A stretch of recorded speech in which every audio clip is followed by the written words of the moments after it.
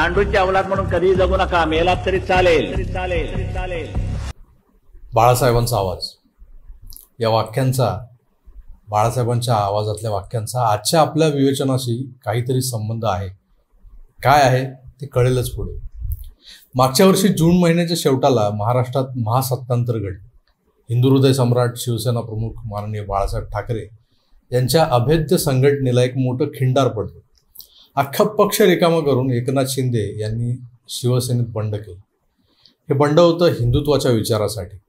काँग्रेसी विचारांच्या दावणीला बांधलेल्या शिवसैनिकांच्या सहनशीलतेचा कडेलोट झाल्यामुळे असमान विचारांच्या आजवरच्या कट्टर प्रतिस्पर्ध्यांसोबत मांडीला मांडी लावून बसण्यानं अस्वस्थ झालेल्या कार्यकर्त्यांच्या भावनांचा मान राखण्यासाठी हे बंड होतं.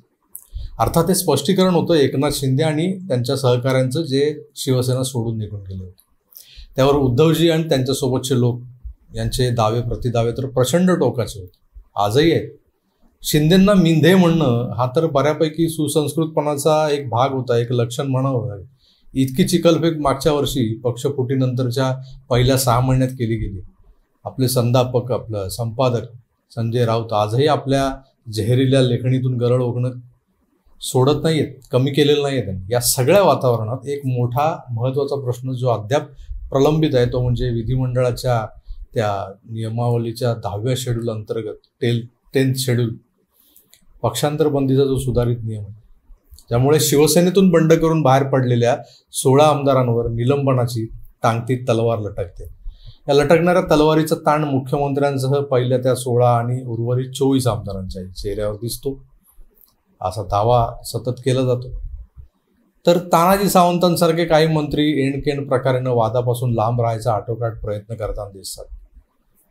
याच शिंदे गटातले काही आमदार मंत्रिपदासाठी मेरा नंबर कब आएगा या विवंचनेत दिसत आहेत. मुळातच मंत्रिमंडळाचा होऊ घातलेला शेवटचा विस्तार कधी होणार याबद्दल सामान्य जनतेमध्ये असणारी उत्सुकता आताशा संपली आहे. कारण या आमदारांच्या अपात्रतेच्या मुद्द्यामुळे हे सरकार राहतंय की जातंय हेच निश्चित नाही, तर विस्तार कसला करता अशाही चर्चा घडतात. पण खरंच एकनाथ शिंदे आणि त्यांचे सहकारी या अपात्रतेच्या टांगत्या तलवारीच्या धास्तीखाली वावरत आहेत का? तसं असतं तर एकनाथ शिंदेंनी यंदाच्या दसरा मेळाव्यासाठी शिवतीर्थावरचा दावा सोडला नसता.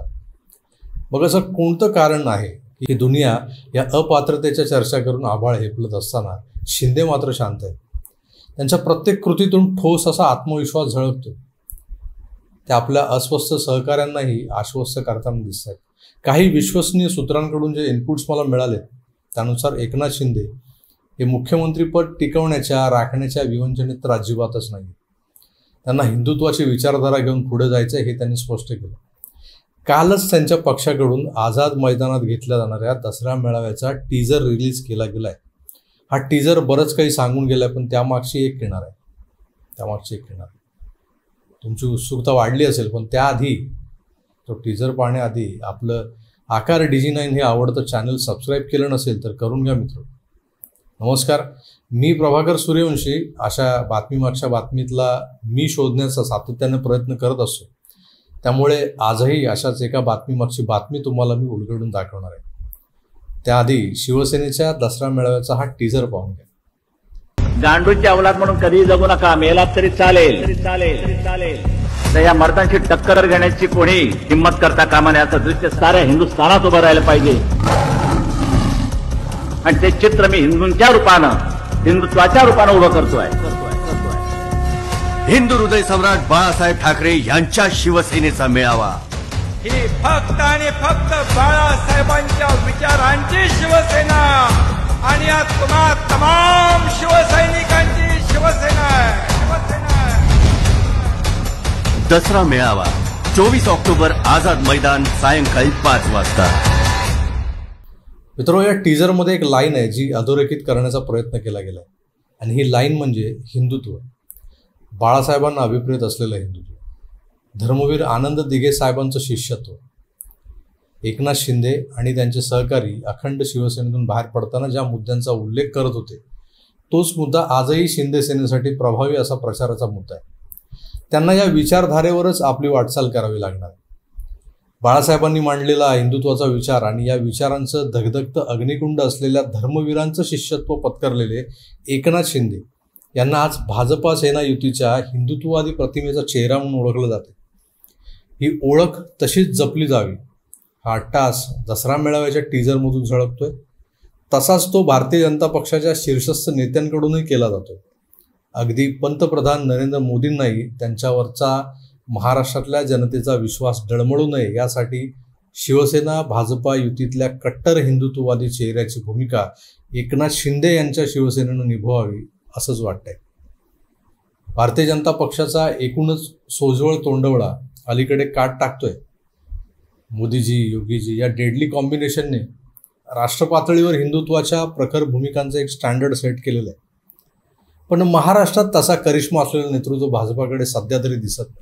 नितेश राणे असोत की विक्रम पावसकर यांना अजून बराच पल्ला गाठायचा. पण त्यांच्यात योगींची संयत आक्रमकता जी शब्दातून कमी आणि कृतीतून जास्त व्यक्त होते ती संयत आक्रमकता यायला अद्याप वेळ लागेल. कारण आज योगीजी हे उत्तर प्रदेशसारख्या एवढ्या मोठ्या राज्याचे मुख्यमंत्री आहेत, तर नितेश राणे किंवा पावसकर हे राज्य पातळीवरचे हिंदुत्ववादी नेते. आता संयत आक्रमकता हा नवा शब्द मी कुठून आणला तोही मी कधीतरी तुम्हाला सविस्तर समजावून सांगणार आहे. पण झालंय काय, भाजपाला आता त्यांच्याच पक्षातल्या नेत्यानं ही भूमिका निभावली नाही तरी चालू शकते. कारण एकनाथ शिंदे हे सर्वसमावेशक नेतृत्व बनत चाललंय जे भाजपातल्याही अनेक विचारवंतांना भावतंय. शिंदेंच्या निव्वळ हिंदुत्ववादी तोंडवळ्यामुळे किंवा त्यांचं दिघे साहेबांचं शिष्य असणं या ॲसेटमुळे ते आज सरस नाही आहेत, तर त्यांची कामाची शैली, त्यांच्या कामाचा धडाका, अहोरात्र कष्ट उपसण्याची तयारी यामुळे मागच्या 2.5 वर्षांच्या सुस्त घरबशा कार्यशैलीची आता प्रकर्षानं तुलना व्हायला लागली. उद्धव ठाकरेंचं जितकं होईल तितकं प्रतिमाभंजन आणि तेही फारसे कष्ट न घेता कुठल्याही प्रयासाविना जनताच या दोन्ही मुख्यमंत्र्यांची आपसात तुलना करू लागली. त्यात कोमट पाणी सम्राट उघडे पडू लागले.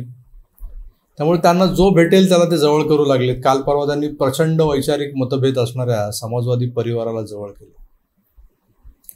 वर्षानुवर्ष शिवसेना आणि समाजवाद्यांच्या कामगार संघटना एकमेकांच्या उरावर बसत होत्या, एकमेकांची डोकी फोडत होत्या. त्यांचे तळागाळातले कार्यकर्ते आणि शिवसैनिक आता अचानक झालं गेलं विसरून एकमेकांच्या गळ्यात गळे घालून फिरतील का? समाजवादी परिवार जे आहे, समाजवादी जनता परिवार विसरेल सगळं. पण बाळासाहेबांच्या हिंदुत्वाला तिलांजली देणं आपल्याला खड्ड्यात घेऊन जाणार हे कळून चुकलेल्या उद्धव ठाकरेंना आता असली खोगीर भरती करण्यापासून पर्याय उरलेला नाही. शिवसेनेत 2 गट पडले. निवडणूक आयोगानं पक्षाचं नाव आणि पक्षाचं चिन्ह, निवडणूक चिन्ह हे एकनाथ शिंदेंना बहाल केले. पण पहिला डाव जिंकणाऱ्या शिंदेंना या विजयाचा आनंद फार काळ उपभोगता आलेला नाही. लागलीच 16 आमदारांच्या अपात्रतेची सुनावणी पटलावर आली. समजा येत्या महिनाभरात जर या सुनावणीचा निकाल लागला तर काय होणार, म्हणजे निकाल कोणाच्याही बाजूने लागू शकतो. पण उद्धव सेना सतत हाच प्रचार करत फिरते की मिंदे गटाला अपात्रतेला सामोरं जावं लागेल. सेनेच्या या दोन्ही गटांमध्ये या मुद्द्यांवरून प्रचंड वाकयुद्ध रंगलेले असतात. जो गट या निकालात सरस ठरेल त्या गटाला एक मोठं मोराल बूस्ट मिळणार आहे. मग पराभूतांचं काय? आणि जर हा निकाल शिंदेंच्या विरोधात गेला तर मग त्यांचं भवितव्य काय? हा प्रश्न जो आहे ना तो खुद्द एकनाथ शिंदेंना जितका बोचत नसेल तेवढा हा प्रश्न भारतीय जनता पक्षाच्या शीर्षस्थ नेत्यांना बोचत असणार आहे. कारण हा मुद्दा भाजपसाठी प्रतिष्ठेचाच नाही आहे तर विश्वासार्हतेचा बनला आहे. भाजपच्या पुढाकारानं ते हुडी घालून पहाटे घराबाहेर पडणाऱ्या फडणवीसांच्या प्रयत्नांनीच तर एकनाथ शिंदे मुंबईहून सुरतेला, सुरतहून गुवाहाटी आणि गुवाहाटी ते मंत्रालय वाया गोवा करून आले. फडणवीसांना बळ दिल्लीत बसलेले ते 2 मोठे नेते देत होते. फुटलेल्या सेनेच्या सुरत, गुवाहाटी, गोवा प्रवासात वापरली गेलेली खाजगी विमानं, केंद्रीय सुरक्षा बलाचा वापर यामुळे स्क्रिप्ट दिल्लीतच लिहिलं गेलं होतं हे स्पष्टच आहे. मग आता महाविकास आघाडीचं सरकार पाडलं, ऑपरेशन लोटस करून झालं, सत्ता मिळवली. पण ज्यांनी भूतोनं भविष्याती असं धाडस करून हे सगळं घडवून आणलं त्या एकनाथ शिंदेंना असं सहजासहजी अपात्र वगैरे करून वाऱ्यावर सोडणं भाजपला परवडण्यासारखं नाही आहे. देशच काय आहे, जगातल्या 134 देशांनी शिंदेंच्या बंडाची दखल घेतली होती म्हणे. आता या परदेशातल्या राजकीय अभ्यासकांनी या घडामोडींचा थोडासा अभ्यास केला असेलच की. तर या अभ्यासात त्यांना या प्रचंड खळबळजनक घटनेमागचे खरे सूत्रधार कोण हे सुद्धा समजलं असणार. आता भविष्यात जर नियमांवर बोट ठेवून एकनाथ शिंदेंसह त्यांच्या सहकाऱ्यांना अपात्रतेच्या कारवाईला सामोरं जावं लागलं तर राज्यात त्या घटनेचे पडसाद काय उमटतील हे नंतर पण त्यासोबतच देशभरात आणि जगभरात काय मेसेज जाईल.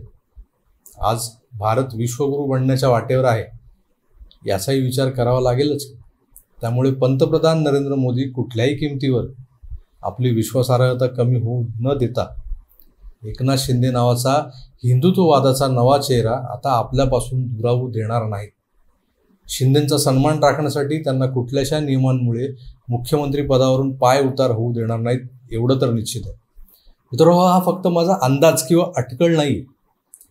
तर परवा ऑलिम्पिक संयोजन समितीच्या बैठकीसाठी मुंबईला त्या अंबानी टेक्नो पार्कमध्ये काय ते जिओ सेंटर BKCचं तिकडे आलेल्या पंतप्रधान मोदींनी या बैठकीनंतर 5 ते 7 मिनिटं एका दालनात बंद दाराआड एकट्या शिंदेंना घेऊन आश्वस्त केले की काही झालं तरी मी तुम्हाला अंतर देणार नाही. तुमचं धीरानं म्हणा किंवा धाडसानं म्हणा टाकलेलं जे पाऊल आहे ते वाया जाणार नाही.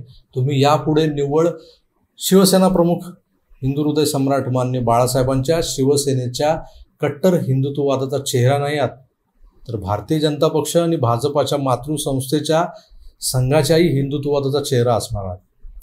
तुमचं प्रशासकीय काम तर उत्तम चाललंय, त्याचबरोबर हिंदुत्वाची धारा अधिक द्वेषानं प्रवाहित करा. मी तुमच्या पाठीशी. आता तुम्ही म्हणाल हे सगळं बंद दाराआड झालं तर मग तुम्हाला कसं कळलं, म्हणजे मला कसं कळलं. एकनाथ शिंदे या गोष्टी बहुधा कोणाशी शेअर करत नाहीत. म्हणजे मोदी आणि त्यांच्या ज्या काही चर्चा झाल्या, गप्पा झाल्या त्या तर त्या बाहेर येऊच देणार नाहीत. या कारणाची त्या कारणाला खबर लागणार नाही. पण त्यांच्या बॉडी लँग्वेजमध्ये, देहबोलीत चटकन फरक पडतो. असं काही झालं ते त्यांना लपवता येत नाही. अगदी गेल्या वर्षी 20 जूनच्या दुपारी विधानभवनात त्यांचा झालेला अपमान जसा त्यांच्या चेहऱ्यावर नाही पण पडलेल्या खांद्यांमुळे दिसत होता आणि मग भर दुपारी त्याच्या कावऱ्या बावऱ्या आविर्भावात आपल्या गाडीत बसून विधानभवनाबाहेर पडलेले दिसले. त्यावरून त्यांचा बारकाईनं अभ्यास करणाऱ्या काही पत्रकारांना, राजकीय विश्लेषकांना एकनाथ शिंदेंचा बदला चेहरा मोहरा जो आहे तो जोखता यायला लागलाय. खुद्द मोदींनी शिंदेंना आश्वस्त केलंय म्हटल्यावर त्यांनी पडत्या फळाची आज्ञा प्रमाण मानून आपल्या पक्षाचा दसरा मेळाव्याचा टीझर रिलीज केलाय जो त्यांनी स्वतः जातीनं लक्ष घालून सूचना देत बनवून घेतलं. त्यांना हवा तसा बनवून घेतला. तो रिलीज झाला आणि त्या टीझरच्या आशयानं आणि त्यात अधोरेखित केलेल्या बोधवाक्यानं सगळं स्पष्ट केलंय. ते बोधवाक्य आहे, शिवसेनेचं एकच तत्व, साहेबांचं हिंदुत्व आणि साहेबांचं शिष्यत्व. बाळासाहेबांचं हिंदुत्व आणि दिघे साहेबांचं शिष्यत्व. या वाक्यात काय दडलंय हे समजणेवाले समज गए. आगामी लोकसभा निवडणुकांमध्ये मोदीजींची प्रचाराची लाईन ही कट्टर हिंदुत्ववाद हीच असणार आहे आणि त्याच अनुषंगानं मोदीजी कामाला लागले. जानेवारीत राम मंदिरात प्राणप्रतिष्ठेचा जल्लोष हा ज्या पद्धतीने हिंदूंना एकवटणार आहे त्या जल्लोषाचं मतदानात रूपांतर घडवणं आणि त्यासाठी पूरक हिंदुत्ववादी स्त्रोत देशभरात स्त्रवत ठेवणं हे मोदींचं ध्येय आहे. एकनाथ शिंदे आणि त्यांच्या सहकाऱ्यांची शिवसेना ही त्या स्रोतांमधला मोठा प्रवाह असू शकतो. त्यामुळे जानेवारीतल्या राम मंदिराच्या प्राणप्रतिष्ठेची तिथी बहुधा 23 जानेवारी ही शिवसेना प्रमुख माननीय बाळासाहेब ठाकरे यांची आणि स्वतंत्र हिंदुस्थानच्या पहिल्या राष्ट्राध्यक्षांची काटा लांगार. पहिल्या राष्ट्राध्यक्ष म्हटल्याबरोबर नेताजी सुभाषबाबू नजरेसमोर आले. नेताजी सुभाषबाबूंच्या जयंतीची तिथी असणार आहे. म्हणजे सोने पे सुहागा असणार आहे एक प्रकार. हा मणिकांचन योग साधताना मोदीजी एकनाथ शिंदेसारखा मोहरा जेवढं जपता येईल तेवढं जपणार आहे. मोदींनी तसा शब्द शिंदेंना दिलेला दिसतो. म्हणूनच येत्या दसऱ्याला हिंदुत्वाचा द्विगुणित जल्लोष आपल्याला पाहायला मिळणार आहे. त्यामुळे शिंदेगट अपात्रतेच्या टांगत्या तलवारीच्या धारेला न जुमानता आता दुप्पट जोमानं कामाला लागलेला दिसतो. याचे सकारात्मक परिणाम येत्या दसऱ्याला आझाद मैदानात दिसले म्हणजे मिळवलं. खरं तरी ही बातमी अनेक पत्रकारांच्या कानावर पडलेली आहे. त्यामुळे मीच एक्सक्लुझिव्ह गौप्यस्फोट वगैरे केला असं काही नाही. या सगळ्या घटना आणि त्या घटनांच्या अनुषंगाने लावले जाणारे अंदाज, बांधले जाणारे आडाखे अटकळी याबद्दल तुम्हाला नेमकं काय वाटतंय हे मला कमेंट्स करून नक्की कळवा. तुर्तास इथेच थांबतो. पुन्हा भेटूच. तोवर आपली काळजी घ्या आणि पाहत राहा आकार DG9. धन्यवाद. नमस्कार.